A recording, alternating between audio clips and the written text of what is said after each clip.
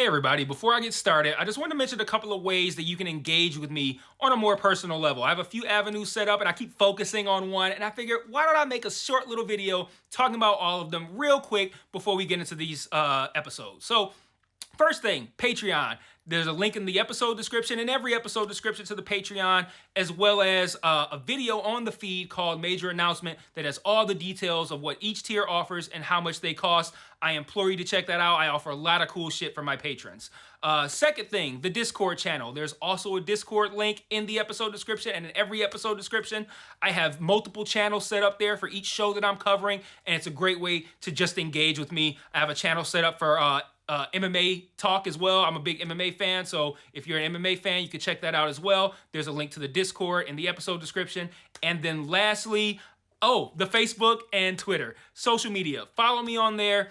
I post news on there. When I say news, I mean like, hey, I'm stopping covering this show. Hey, I'm starting covering this show. Let me know what you think about this. I do live watches of things on Facebook where like I'll check in and say I'm watching so-and-so show, and then I'll like live comment while I'm watching it, and that'll be cool if maybe you watch that show too and you want to watch along with me, or you're watching it later and you will see my thoughts, which are usually pretty entertaining because I'm usually pretty high when I'm writing them. So check out all those links in each episode description, and let's talk about this episode. Peace. One mic, one mic. Yeah. All I need is one mic. One mic. Yeah. All I need is one mic. One mic. One mic. Hey everybody, welcome back to One Mic, and today I'm here to talk about Season 1, Episode 7 of Peacock's Miss Davis. As I mentioned before, I'm going to spare all of us the trouble of me struggling through trying to figure out the episode title. It was some sort, I don't even remember what it was. I stopped writing it down. It was some sort of play on the movie 2001: A Space Odyssey. I don't even remember what it was. It was something ridiculous. But I just want to get into talking about the episode because, despite featuring Simone entering the belly of a whale wearing a spacesuit, this was probably the most grounded episode of this show. Like, not a ton happened. You know, we had the whale mission, and we had Wiley's subplot that was born out of a convo with Miss Davis. But this episode did something that I found really interesting. It set up, I think, a finale payoff for the character arcs rather than the story arc. And the story arc feels secondary. The quest to get the goal, like that's real. I mean, the goal, the grail, the quest to get the grail. It's really just a means to get these characters to where they need to be internally. So Simone ends the episode, this episode, kind of born again with a unique understanding of reality and her path and what lies at the end of it. We know what choices Simone will have to make in the finale and how they're going to impact her. Wiley ends the episode, set out to prove once and for all he's not a coward. I'm super curious to see what sort of conclusion they have for Wiley as well. And, you know, all in all, I found this episode to, not be wild and crazy and ridiculous, at least to the same degree as the previous 6, but still very compelling, fun, and successful at setting very high expectations for the finale. I expect a lot of answers. I expect something, this is going to sound strange. I expect something fairly profound as a statement on like religion at the end of this show. I don't know if I'm going to agree with it or not, but I expect it to be something that it's like, wow, that was actually pretty gratifying, a pretty gratifying place to work toward and end up at, and a very creative way to get us there. That's kind of what I'm expecting. That's a really high fucking expectation, but it's there. That's what I'm expecting. So let's get into this episode. It's simple. I don't think this video is going to be as long as the others. We really just have the 2 storylines. We have the main one with Simone, and then we have this B plot with Wiley that kind of spins off after the first 15 minutes or so. I'm going to start off with Simone. When it gets to the point where Wiley's part kind of splinters off, I'm going to keep talking about the Simone stuff, and then I'll talk about Wiley, and that'll be that. So we open up the episode in Spain. It says España on the screen, but hey, guys, that's Spain, if you didn't know. Simone and Wiley are getting on a boat with Arthur Schrodinger to begin the whale mission.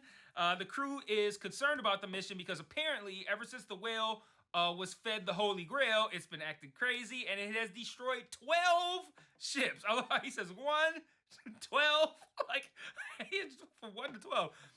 There's also this shifty looking, extremely pale guy with curly hair on the crew who he later plants a tracker on the boat on behalf of Mathilde and Hans, who, just as I said at the end of last week's video, are making their way quickly toward Simone and Wiley in an attempt to get the Grail themselves.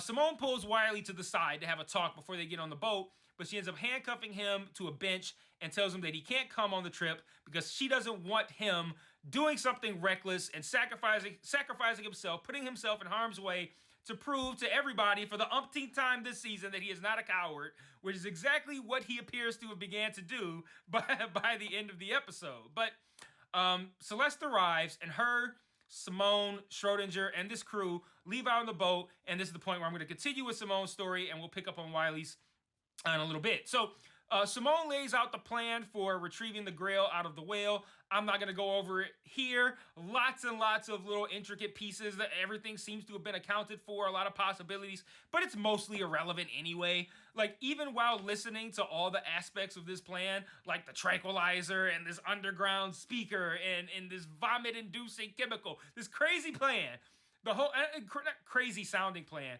the whole, because for the mission, if you throw away how crazy the mission is, for the mission at hand, it's a great plan, but it's a crazy mission, so the plan's crazy. But the whole time, the one detail that I think they tried to intentionally have get lost amongst the others was the umbilica, which great name by the way, which was the tube that connects the Lazarus Shroud helmet to I guess you call it like a tether that the crew on the boat is unwinding that allows her to move and that they can wind to pull her back.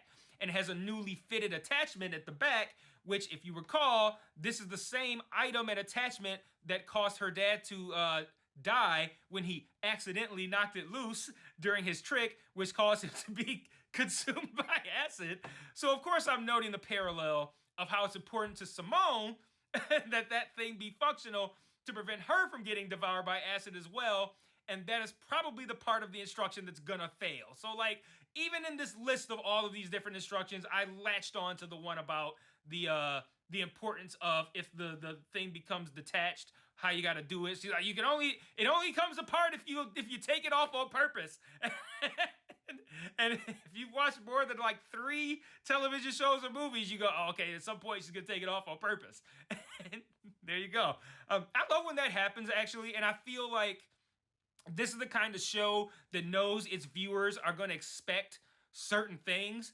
So I feel like they didn't do that, and I'm sitting here like, caught you, you gave yourself away. They knew full well when they were like, yes, this is only gonna come apart if you do it on purpose. Like, they knew full well that the people who watch this kind of show are motherfuckers like me who are gonna latch onto that and be like, oh shit, she's gonna have to attach that at some point. I feel like they know that. But anyway, Simone goes to visit Jay before they leave, and the restaurant is flooded, and the God door, which is what I'm gonna call it, well, I can't say from now on, there's only this video and one more, is boarded up. And he commands her not to continue the mission, but she insists anyway. He doesn't explain why he's asking for something so utterly ridiculous at this time. But the plan's going well until Mathilde and Hans loudly arrive, which is a problem since the whale is sensitive to sounds or loud sounds. They don't listen to the warnings that are given to them by Simone and Arthur, and the whale ends up destroying their boat. Sick scene. The shock is very real from Simone and Celeste seeing this massive whale just collapse onto this boat.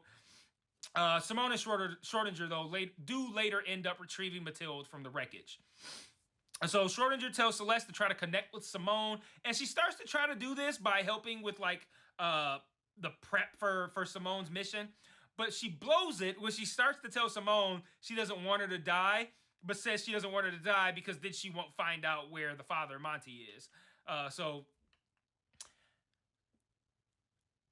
I don't know where they're going to go with the Celeste and Simone relationship, and why in that moment where in the second to last episode they had a chance to kind of like have the mother and daughter bond before this mission, they chose to forego it and have the mother kind of double down on being an asshole. And I'm curious as to what the show's plans are for Celeste in the finale, because it felt like that was going to be the moment, and then they had her kind of like double down on being a jerk. So now I'm like, interesting. What was the motivation there? So I expect to get an answer to that in the finale. So Simone's lured into the water, and the plan begins. She's eaten by the whale, which we don't see. But once she's inside, she's also inside the restaurant, and the restaurant is inside the whale. It was a nice touch. She looks up at the ceiling, and it's a glass ceiling for whatever reason, or it doesn't have a ceiling. And you see Han's hat floating across. I thought that was a nice little touch. Let us know that the whale ate him. Rest in peace, Jack and Hagar. Apparently, to the god of death, you said yes. Today is fine. I hate that no one's gonna get that. No one's gonna watch this. No one's gonna get that joke. I thought it was a fairly good joke. Fuck out of here. Anyway, the god door is open, and Simone goes down a stone staircase of what appears to be a cave slash tomb, which is later confirmed for us to be a cave slash tomb. And there's a body with a sheet over it. And just as she approaches it, she runs out of length on the umbilical cord. A woman emerges holding a baby, and it's Mary. Yes, that Mary. And she's played by an actress I know, but who I respect too much to butcher her name in this video. But she played Avasarala, Christian Avasarala on The Expanse. Great sci-fi show if you guys haven't seen it. She tells Simone that the Grail was made out of a portion of Jay's skull, and that allowed her to create this place to come visit him, just as Simone does when she prays, and just as other people do when they're busting a nut. Everybody can come to the restaurant and visit Jay, even though this was meant to be a place for Mary to visit Jay when she yearned to see him. But Jay loves people, so he was cool with it, but it's almost something of a prison for him. The people could come and go, but he's stuck there in this kind of like purgatory between life and death. She doesn't use the word purgatory, but I do because it feels pretty appropriate here.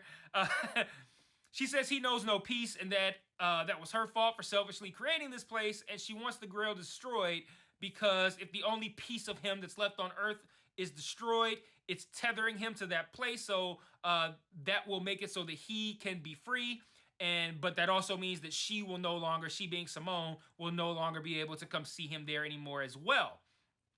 And lastly, she says that if you drink from the bowl out of anger, it'll destroy you. But if you drink out of it out of love, thinking of Jay, it'll free the both of them, both her and Jay. So she goes to give Simone the Grail, but Simone can't reach it because of the umbilica. So of course, she has to sever the umbilical cord to get the Holy Grail. I like this whole birth theme they got going on here.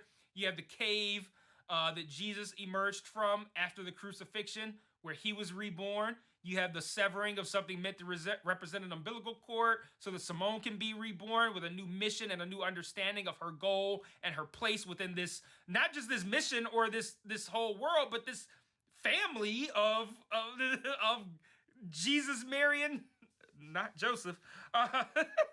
Simone then, and again, she leaves out of a belly into water, like very much a birthing kind of thing, even though we don't see it. And she's washed ashore with the Grail, presumably born again as a new person with an understanding of her new mission and likely the pain that's going to come at the end of it. And at the end of this very satisfying ending, we see a bunch of people at the beach, all with earpieces in, supposedly being given some sort of ominous instruction by Miss Davis as Simone stands there holding the Grail. Yeah, like I said, really satisfying episode. Like I said, not as crazy as the others, but really satisfying. So let me move on to the Wiley stuff. I don't even think I have thoughts for this one. I have one thought. Yeah, and then that's it. So we'll be done. So the Prime Minister of Spain arrives where Wiley's handcuffed at on the bench, and she plays proxy for a convo between Miss Davis and Wiley. Of note, they call Miss Davis Mama in Spain, and all the other names that other nations have for her make sense to me, but have they explained why we call her Miss Davis? Like, I don't know, but that name doesn't make sense to me, but like the others, Madonna, Mama, I can't remember the other one that we learned about, like those all made sense to me. Anyway, she tells Wiley that she's infected their servers and she knows everything. She knows about the Resistance, the Reno headquarters, how he funds it with that inheritance money that we learned about from the Jezebel episode. The server farm, essentially the server farm that they've been looking for is their own farm, which I'm going to let slide how little sense that makes, but we'll let it go.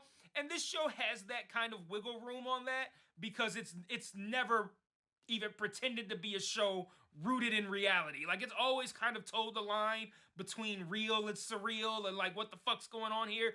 So like I can give them a pass on the idea of like, oh, we're the server farm. Like, if you were the server farm, you'd know. So she tells them and she needs more power for them to stay running, and that she wants Wiley to actually expand the resistance so that she has more power to draw from. And she uses power. I think they mean that term. That term is meant on the surface in a very literal sense, but I think below the surface in a very metaphorical sense. She also says she has no intention of returning. He has no intention of returning for his expiration date, and when he doesn't, everyone will know what he's been trying to hide this whole season. She doesn't say this whole season, which is that he's a coward. And I'm curious how Wiley's story will end. He's very clearly been trying to prove he's not a coward, from the Jezebel to the Excalibur battle. Both Miss Davis and Simone have him figured out, as do we. So I'm just curious how his story will end, why there's such an emphasis on his hang-up over being perceived as a coward. We know why, but like, why is this something that's so important to him? Is he gonna ultimately end up being a coward at the end? Will he be brave? If so, at what cost? So I'm really curious what they're gonna try to say with Wiley's story and where it's gonna end up. But moving on, Wiley returns to Reno and the headquarters / hideout, and he tells the crew everything that Ms. Davis wanted him to tell them, but JQ, he isn't a fan of it. But Wiley pulls JQ to the side and tells him to meet him elsewhere, and that Ms. Davis is listening to everything that they say. They meet at a desert location that's outside the area. It looks like a glass pyramid, kind of like the Louvre, where Wiley is supposed to report to for his termination. And they, of course, have to strip down to prove that they're not wearing a wire. And what I loved about this scene, it wasn't the borderline nudity, it was the disregard for the pointlessness of it to just go for the laughs. And that's what I feel is happening here. Like, what reason would either of them have to be wearing a wire? Why would JQ be wearing a wire? He didn't even know what the conversation was about to have a wire. And what's the wire for? Who's he working with? Like, who's he trying to trap? And then he's like, Wiley even worse. Like, Wiley's the one that's the one that's the head of the whole thing. Who is he trying to catch? I don't even need to explain it. There's no reason for either of them to be wearing a wire. But they really wanted to get two really fit guys half naked and end up with that, I think, hilarious moment of JQ standing there in that fucking, like, I don't even know how to describe the way he's posing, the way he's standing there. He's clearly, like, poking his ass out. He's standing there in his thong, and he just keeps calling the other guy this fucking nerd. How do you keep calling the guy a fucking nerd? You standing there with your hand on your hip, you got your ass out on a Tuesday. Like, I don't know. That's fucking hilarious. And they're like, fuck having a good reason to do this scene. This scene's funny. Let's just fucking do it. And like, who gives a fuck if there's a good reason? The worse reason, the funnier. And they were right. I also like how JQ was listening to some, like, I don't know, some weird motivational tape when he pulled up. I just aged myself by saying tape. But motivational, I don't know, stream, motivational track on Spotify. But yes, that is the plan, which is the plan is to blow up the HQ, because if Ms. Davis is infecting their servers, they can take her out if they do it. Wiley sells JQ on the plan, and they blow up the headquarters, but Ms. Davis is still up and running because she was never in there. Wiley knew it was a trap, but he blew it up anyway to free his friends of the burden of trying to destroy Ms. Davis. They would have never given up on it. He ends the episode with the goal of proving he's not a coward and reporting for his termination. But obviously, this won't be the last time we see Wiley. This won't be the last time the bench in España will not be the last time we see Wiley and Simone together. So he's definitely got a lot of adventure ahead of him in the finale. So one quick thought before I close out. I loved Matilda and Hans reacting to that one pale guy who planted the tracker. And he's like, I didn't sign up to go chase sea monsters for you guys. They're like, what the fuck? Like, and I thought that was funny because, like, for them, they don't know anything about the whale. They don't know anything about the whale having eaten the Grail and the Grail making like, none of that. They're just following a signal that tells them that Simone and likely the Grail are at this location. And out of nowhere, he's like, I didn't sign up to chase a sea monster. Like, what the fuck? So, like, I thought that was really funny.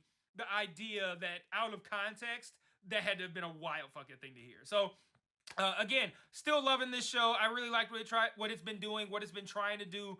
I assume I'm going to love what it's going to end up doing in the finale. I'm really excited for the finale. I think it's going to be great. I think this show, unique, special. I don't know if it's going to be in my top 10 for the year. Again, there's a whole lot of year left to determine that, but it will be mentioned in my year-end video. And who knows, maybe the finale will be so good that it'll earn itself a top 10 place automatically. At worst, it's going to get an honorable mention. Really enjoyed this show. So looking forward to the finale. See you guys next week for that. And until then, peace.